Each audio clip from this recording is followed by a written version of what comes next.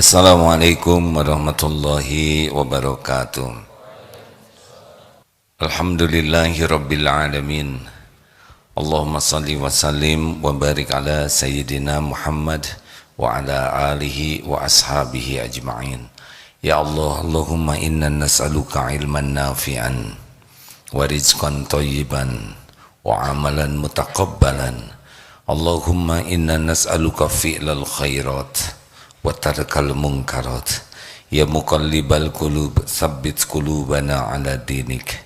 Allahumma musarrifal qulub sarrif qulubana ala ta'atik.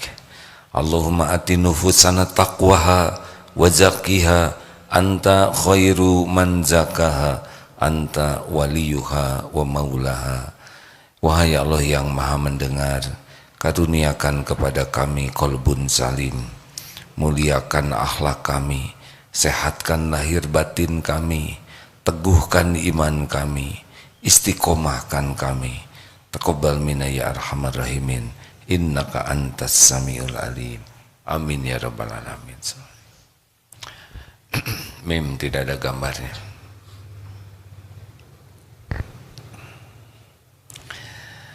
Alhamdulillah Bapak Ibu sekalian, adik-adik. Jadi seringkali kita menganggap hal yang tidak cocok itu buruk, padahal tidak jarang hal yang tidak cocoklah yang mendekatkan kita kepada Allah. Benar? Berapa banyak hal yang asalnya kita kecewa, sesudah dijalani ternyata inilah yang mendekatkan kepada Allah. Jadi musibah yang asli itu adalah apapun yang membuat kita jadi jauh dari Allah. Apa saja? Satu, musibah yang sangat besar yang jarang dibahas adalah kalau kita terhalang dari pemahaman agama. Man yuridillahu bihi khairan yufaqihu fiddin. Barang siapa yang dikehendaki Allah kebaikan baginya, Allah pahamkan agama.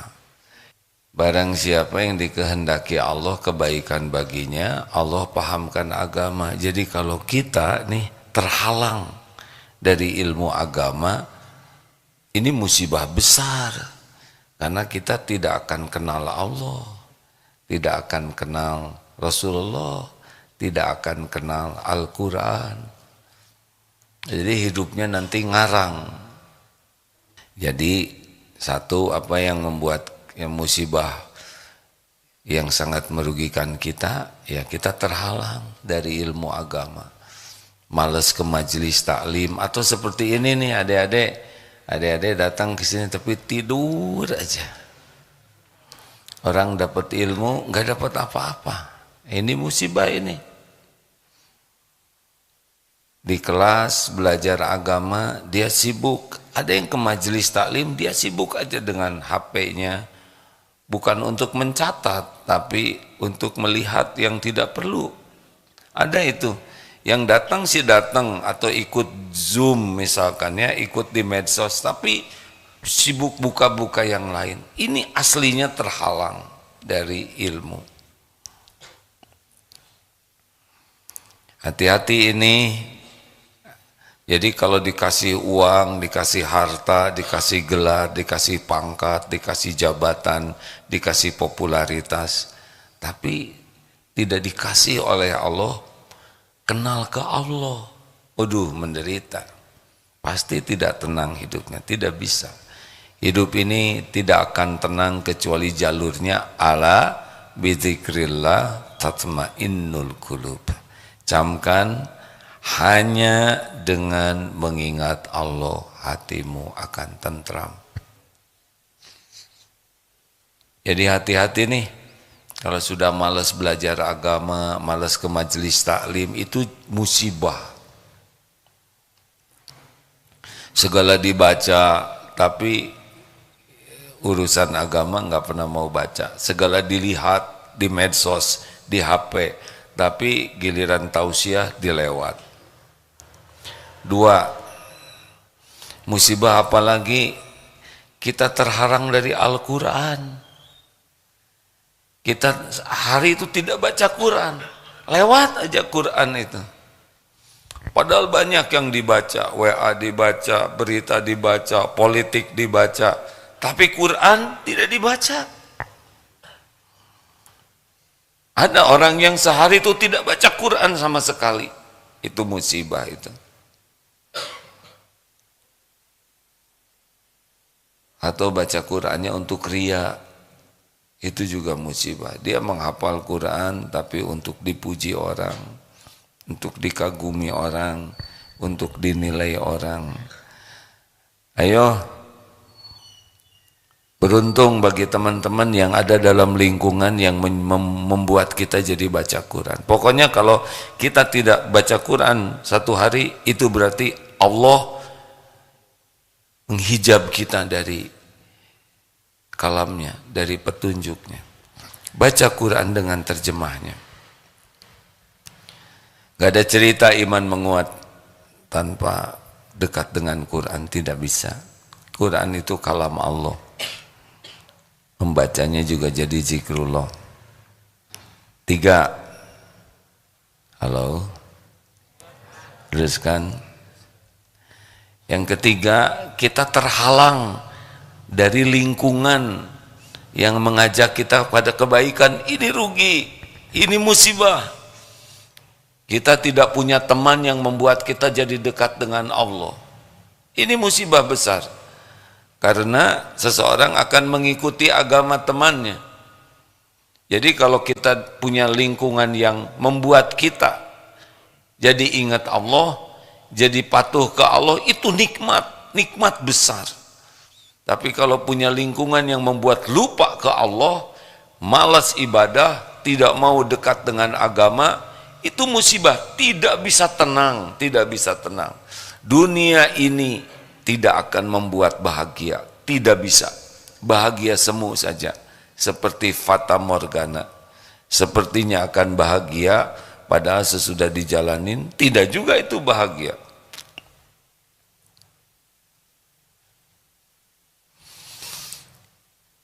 Kawan yang baik seperti apa? Yang kalau ketemu kita jadi ingat Allah.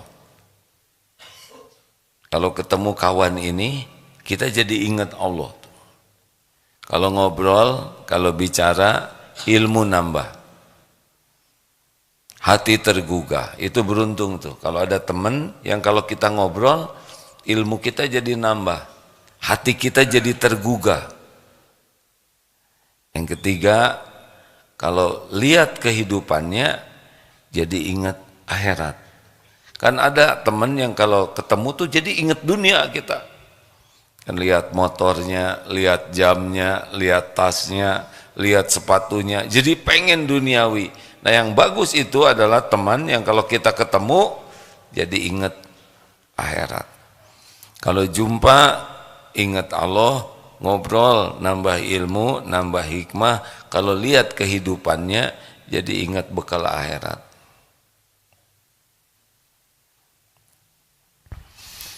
Jangan salah milih teman. Mana yang baik bagi kita? Teman yang suka muji atau teman yang bisa jujur mengoreksi kita? Dipuji mah nggak penting. Yang penting kita jadi baik. Mana yang bagus? Teman yang suka traktir atau yang pengen ditraktir?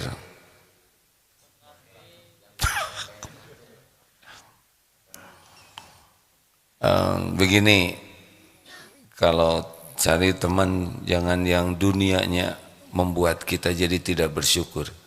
Paham?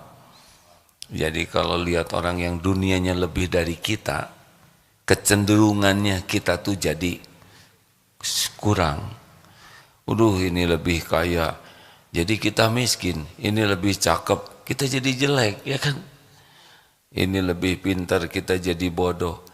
Bukan tidak boleh punya kawan seperti itu, tapi jangan sampai kawan menghilangkan syukur kita ke Allah. Maka wasiat Rasulullah kepada Abu Dzar Al-Ghifari yang pertama, dekat dan cinta kepada orang miskin. Ini manusia yang dekatin, makanya kalau dekat dengan saudara kita yang duafa, difabel, itu hati kita cenderung lebih lembut. Coba aja. Katanya kalau membelai anak yatim akan melembutkan hati, benar. Sepanjang anaknya, anak yatimnya, anak-anak. Ya. Saya juga yatim piatu nih. Jangan ngebelai sembarangan saya ya.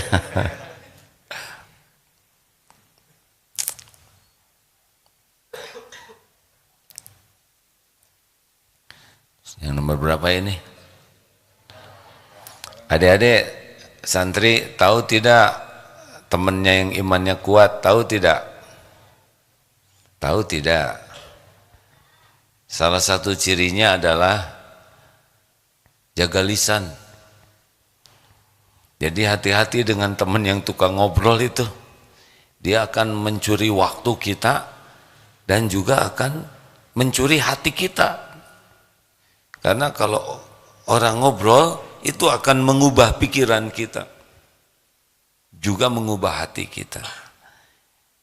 Man kana yu'minu billah wal yaumil akhir falyaqul khairan aw liyasmut. Masih ingat 4 tingkatan bicara?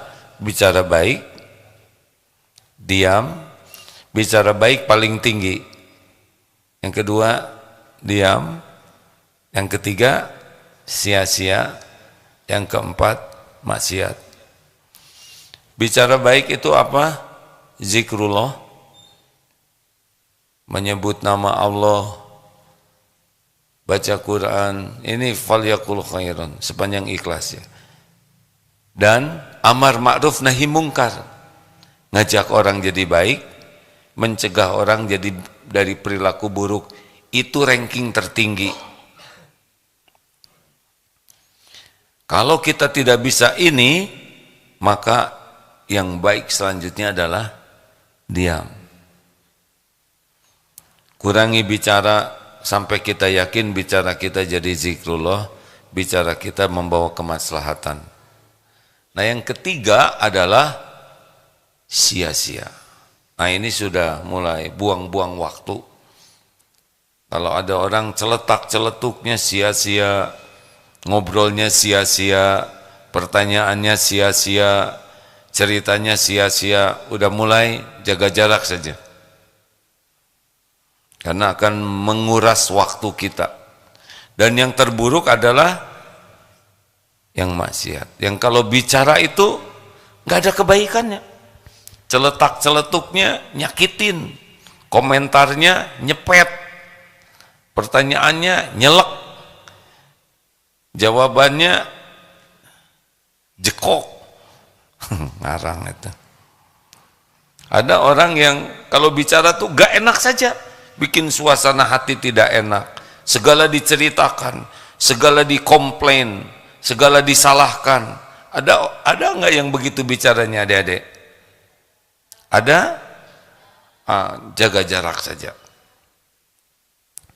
Yang kerjanya gibah, mencari-cari kesalahan orang, menjelek-jelekan orang lain, nggak pernah ada syukur, kurang aja, salah aja, nggak ada bagusnya pokoknya orang lain tuh.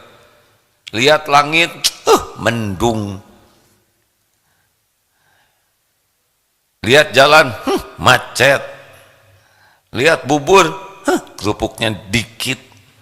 Pokoknya apa aja salah. Yang lihat hidung, pesek. Lihat gigi, kebanyakan. Pokoknya ada orang yang namanya bu komplain, ya. Bu ribet nikah dengan mas ruwet, ya. Lanjut. Adik-adik, kalau ada orang yang banyak sekali ngomongnya, udahlah, secukupnya aja, kurangin aja, buang waktu. Apalagi kalau ngomongnya sudah negatif, ke bawah kotor pikiran kita. Kalau orang sudah menceritakan kejelekan orang lain, kita cenderungnya jadi percaya ke dia.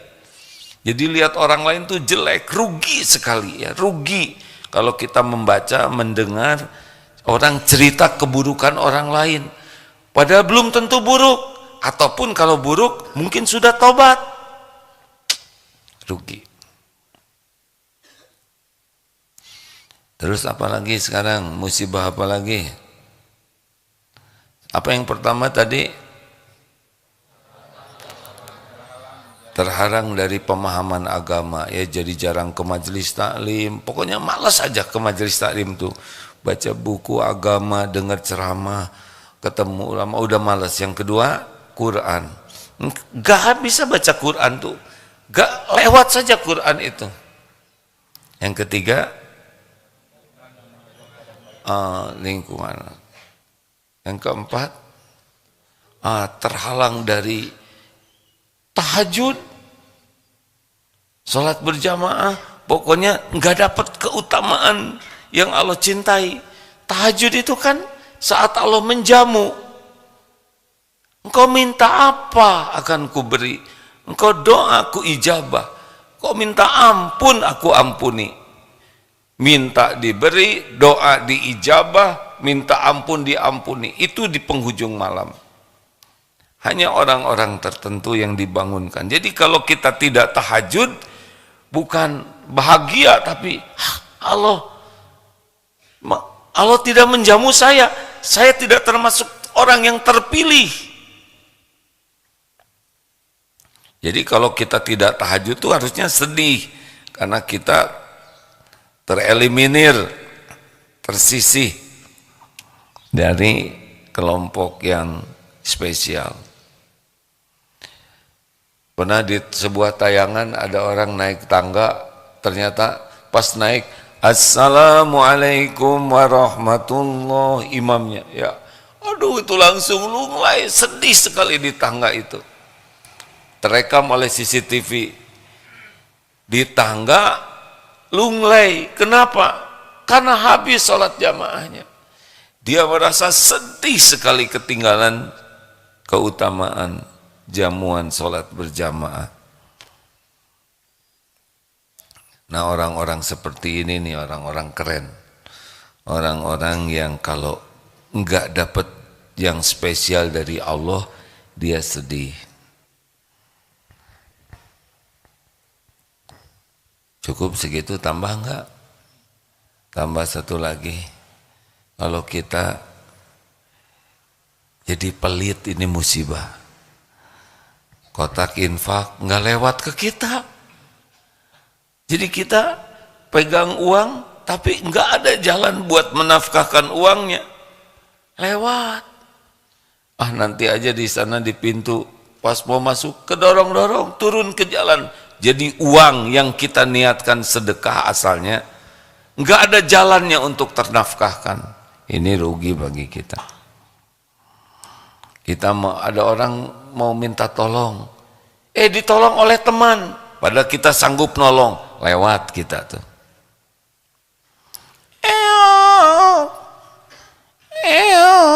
Suara apa?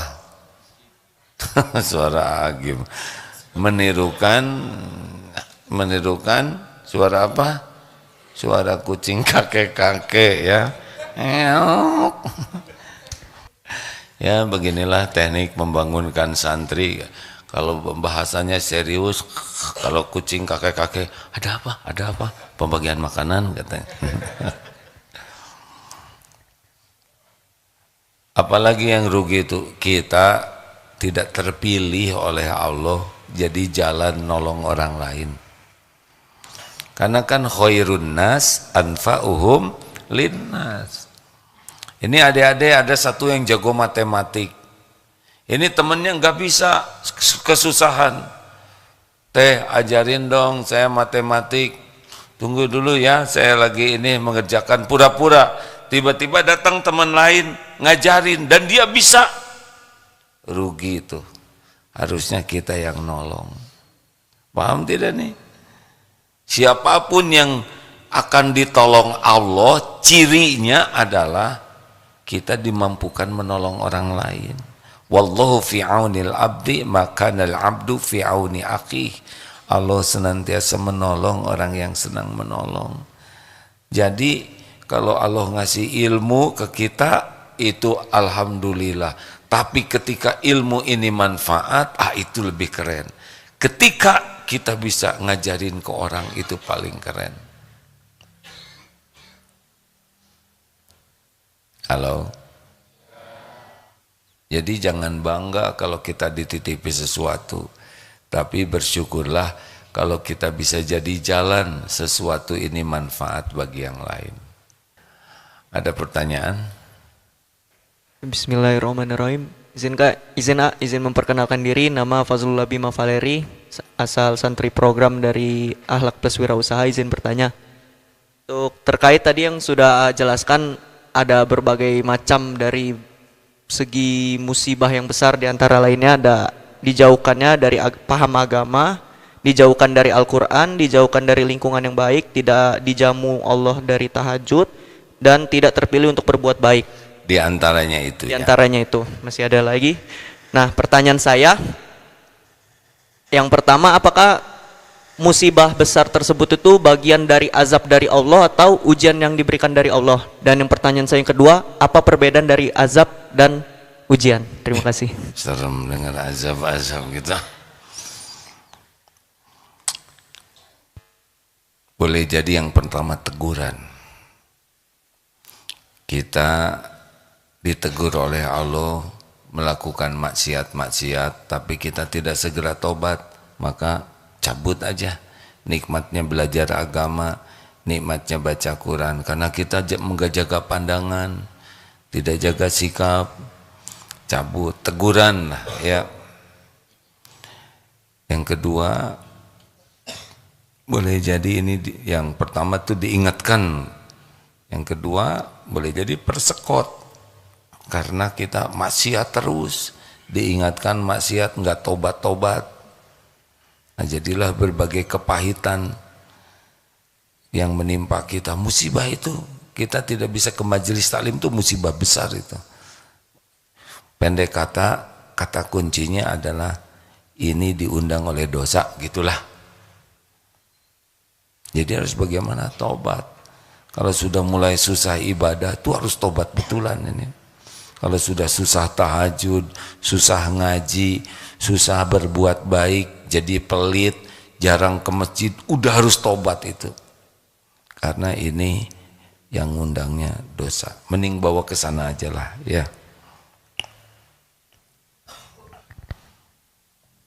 Ya, ada lagi pertanyaan kah? Mim. Izin untuk yang pertanyaan keduanya, apa perbedaan dari azab dan ujian dari Allah? Horor ah. Saya jadi serem nih, takut diazab. Itu ajalah. Pokoknya mah azab mah bagi orang-orang yang memang layak diazab gitu. Mendingan bagi kita husnuzon ke Allah bahwa kita ditimpa ini, wa ma asobakum min musibatin fabima kasabat aidikum. Pokoknya kita bikin dosa, nah buahnya seperti ini.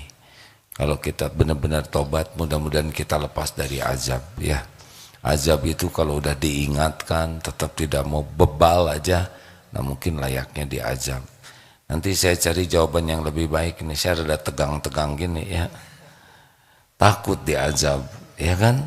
Takut. Ya, ada pertanyaan lain? Terima kasih ya.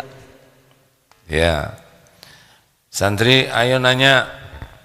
Kalau banyak tamu ngacung, sekarang giliran tamu dikit. Ya dek, silakan.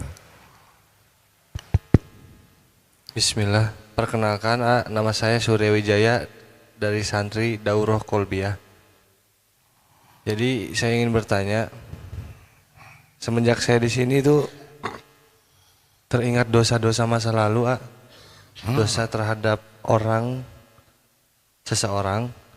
Nah, tapi saya tuh udah lupa orangnya, namanya siapa, dan mungkin udah nggak bisa ketemu lagi gitu. Nah, amalan apa yang bisa saya tuh biar nggak dihisap nanti di akhirat gitu? Oh, jadi ingat ke dosa kepada seseorang atau irit. Yang repot itu dosa kepada banyak orang. Nah, Dek, begini, Dek. Ingatnya kita kepada dosa itu karunia Allah. Karena ada orang yang enggak ingat itu dosa atau tidak menyesal. Yang paling parah adalah bangga dengan dosa. Oh, ini udah kolbun mayit. Jadi Ade asalnya enggak ingat, sekarang jadi ingat. Itu Allah yang mengingatkan. Untuk apa? Untuk taubat. Karena ketemu nanti setiap dosa yang dilakukan itu ketemu, semuanya ketemu. Famay ya'mal mithqala dzarratin khairan yara wa may ya'mal mithqala dzarratin sekecil apapun kebaikan, keburukan ketemu. Walaupun sebesar zarah, walaupun hanya sebesar atom, tidak ada yang tidak dilihat Allah, tidak ada yang tidak ada balasannya. Beruntunglah kalau kita bisa melihat dosa, itu nikmat dari Allah. Udah itu nyesel tidak. Nah, kalau nyesel itu lebih baik lagi. Kan ada yang ingat, dulu waktu SMA saya fall in love with someone, kalah cengar-cengir bukan minta ampun. Harusnya menyesal karena itu dosa, ya. Gimana kalau orangnya tidak ada? Doakan kebaikan. Walaupun tidak tahu di mana, Allah tahu beliau di mana. Allah mengetahui kita doa yang baik bagi beliau. Gitu. Terima kasih atas jawabannya. Assalamualaikum. Waalaikumsalam warahmatullahi wabarakatuh. Ya, ada pertanyaan selanjutnya? Iya, silakan deh. Bismillahirrahmanirrahim. Assalamualaikum warahmatullahi wabarakatuh. Waalaikumsalam warahmatullahi wabarakatuh. Silakan. Izin memperkenalkan diri. Saya Juliska dari SMK. Izin bertanya, gimana cara biar selalu ingat dosa sendiri yang dilakukan secara tidak sadar? Jadi begini ya, adik-adik kan tahajud kan tiap malam. Nah, jangan dihabiskan untuk sholat semua. Kira-kira 10 menit, 15 menit sebelum azan subuh, sesudah witir, ini khusus untuk tobat. Nah, caranya begini deh, dikapling-kapling. Misalkan yang pertama, ingat dosa ke orang tua.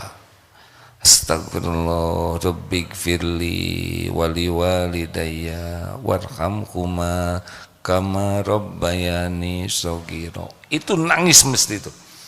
Ingat bagaimana perjuangan pengorbanan orang tua kepada kita, dan ingat apa yang kita lakukan ke orang tua. Kalau bisa nangis dan tidak dilihat siapa-siapa, artinya kita merahasiakan tangisan kita, cukup Allah yang tahu. Itu sudah rezeki besar itu.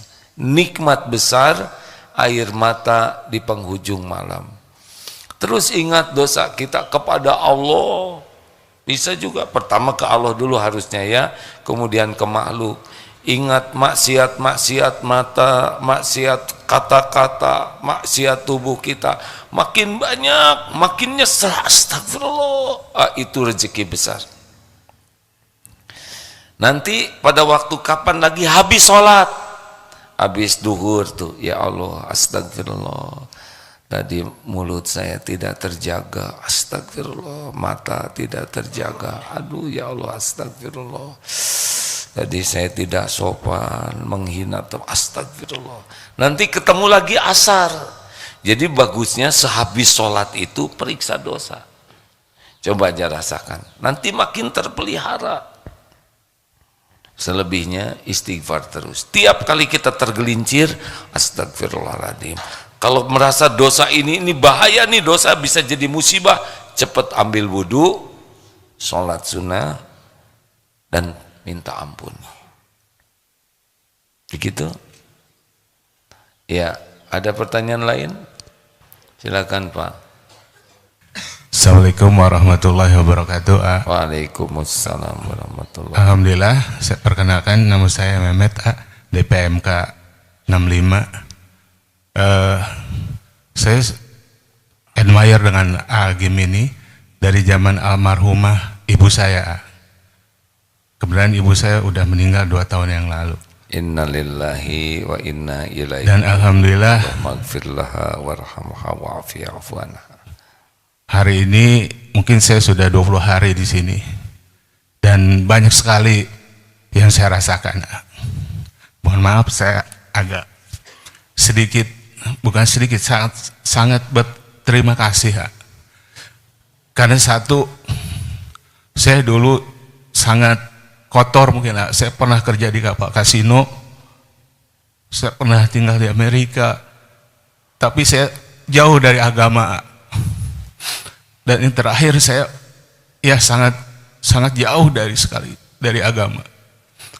Walaupun saya sudah pergi umroh, tapi tetap hati saya belum terbuka. Alhamdulillah udah 20 hari ini saya merasakan perbedaan. Alhamdulillah.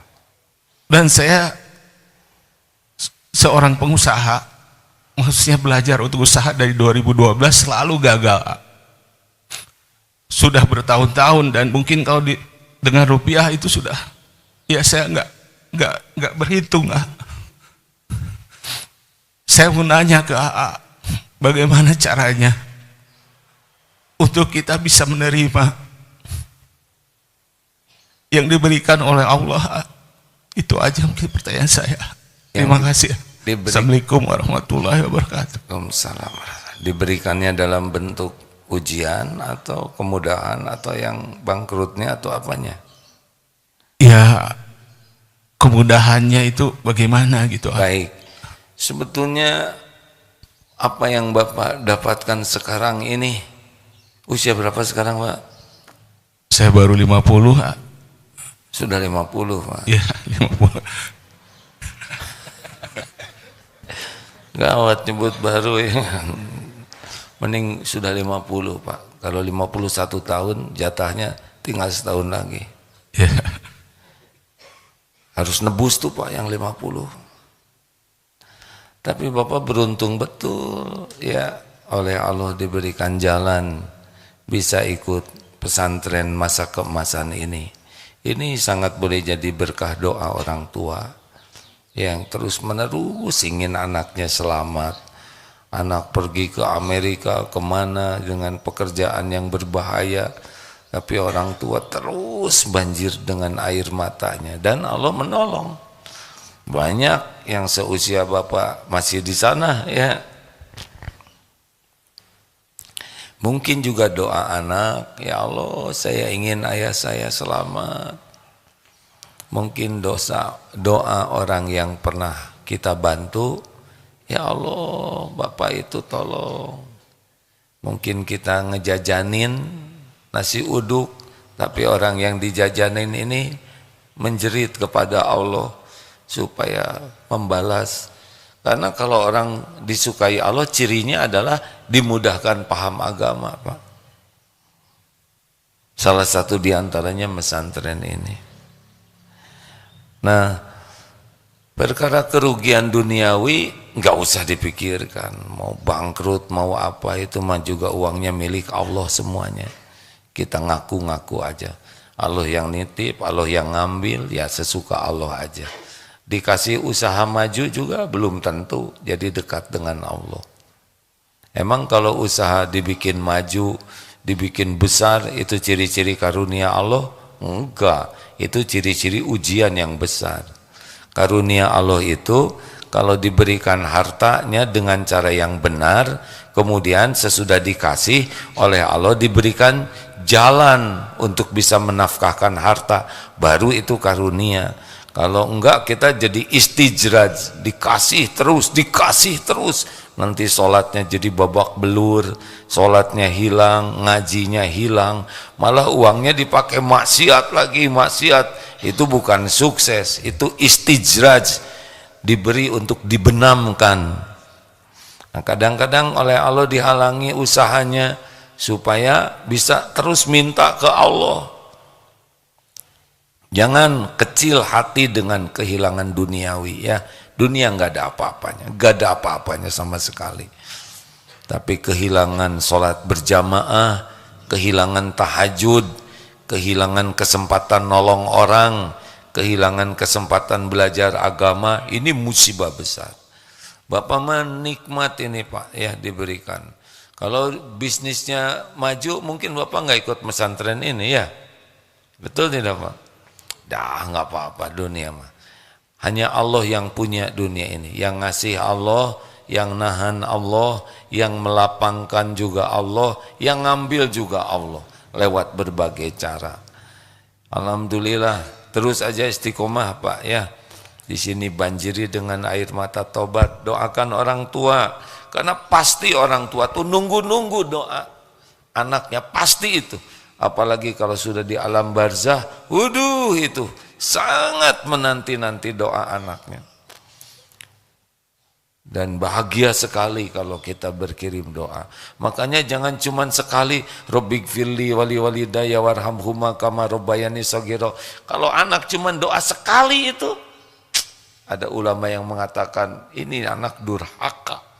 Orang tua habis-habisan untuk kita. Kita cuman Rabbighfirli wali walidayya warhamhuma kama rabbayani shaghira. Cuman segitu. Itu juga nggak pakai hati, nggak ngerti. Lihat orang tua ke kita siang malam mau mempertaruhkan nyawa demi kita, berhutang ke sana sini, jerit terus kepada Allah ya gak? Walaupun kita balas air susu dengan air tuba, tetap orang tua tuh mendoakan yang kebaikan kepada anaknya. Terus kita cuman ngebalas Rabbighfirli wali walidayya, nggak pakai hati, nggak ngerasa kita sudah zolim, nggak begitu ingin orang tua diampuni. Memang yang paling cepat dan efektif menimbulkan bala di dunia adalah durhaka ke orang tua, hukukul walidain. Begitu Pak, mudah-mudahan apa yang Bapak sampaikan Terima kasih. juga menggugah yang lain. Kalau usaha ingin cepat maju, banyak tobat. Jangan tinggalkan sholat berjamaah, tahajud, dan teruslah. Mana qasad sodaqotun min mal. Terus sedekah. Ini mikrofon ini. Sepanjang ada yang azan, pahala bagi yang wakaf mikrofon ini Pak. Pakai imam pahala. Sekarang ceramah pahala. Yang nyumbang mikrofon ini nggak ceramah, tapi dapat pahala. Cerdas, itulah harta. Jadi ketika meninggal ya, misalkan meninggal cabut nyawa. Ketika meninggal selesai tuh, saya berbuat amal tuh udah selesai, udah nggak bisa lagi sholat, nggak bisa zikir. Tapi ada yang nyala, pet. Tahu tidak yang nyala pertama? Argo apa? Amal jariah. Langsung ini. Misal ya kalau wakaf sesuatu di masjid saja ada, itu langsung nih, saya meninggal udah nggak bisa sholat. Tapi orang sholat ngalir, orang wudhu ngalir, orang itikaf ngalir. Kalau kita belikan Quran, orang baca Quran ngalir. Kalau kita belikan AC, orang sejuk ngalir. Ini yang cerdas tuh, ya. Dunia yang lainnya udah nggak bisa nolong kita sama sekali. Harta yang ditinggalkan paling dipakai berantem anak-anak kalau anaknya kurang iman. Tetapi amal jariah tuh. Tahu yang kedua, kalau meninggal langsung jalan apa coba? Ilmu yang manfaat. Itulah sebabnya saya semangat terus. Kan ada yang nanya, kok semangat terus ceramah sana sini? Ini bekal pulang saya. Kalau saya udah meninggal, saya nggak punya lagi kesempatan beramal. Makanya amalkan ya. Nanti dia mau tahajud, nggak mau saya tahajud, nanti pahalanya ke Agim. Saudara juga dapat. Jangan alasan. Enak si AA. Ya enak emang kalau ikhlas. Yang ketiga apa? anak soleh yang mendoakan orang tua, bukan selalu anak kandung, karena tidak semua orang diberikan anak kandung oleh Allah. Anak yang diasuhnya, anak didiknya, syaratnya apa? 2 syaratnya, soleh dan mendoakan. Makanya terus santri doain ayah, nggak boleh maksa deh, nanti nggak ikhlas. Tapi gimana lah, jadi santri nggak ngedoakan gurunya. Tapi saya ingat terus ke guru saya itu Pak, paket, ingat ibu, ingat bapak, ingat guru. Karena syariatnya bisa begini lewat guru ya.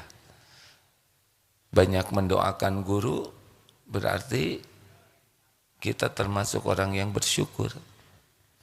Kalau bersyukur ditambah nikmatnya. Demikianlah hadirin sekalian, terima kasih. Subhanakallahumma bihamdik, asyhadu alla ilaha illa anta, astaghfiruka wa atubu ilaik. Assalamualaikum warahmatullahi wabarakatuh.